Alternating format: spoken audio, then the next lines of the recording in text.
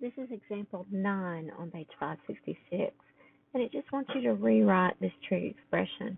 Now, when we simplify these trig expressions and we're rewriting them, we need to recognize that sometimes these will look like the expressions we're used to factoring algebraically. For instance, if a cosine squared had simply been an x, so x squared instead of a cosine squared, and I'd been told to factor it, I would look at this and I would go, okay, that has a square root and that has a square root, and it's subtraction, so it is a difference, which is what subtraction is, of squares. So I would take my two sets of parentheses and I would put the square root of the first term in each.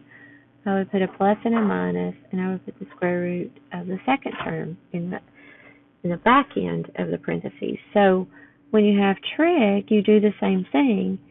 This has a square root, which would be 2 cosine theta, and this has a square root, and it's a difference.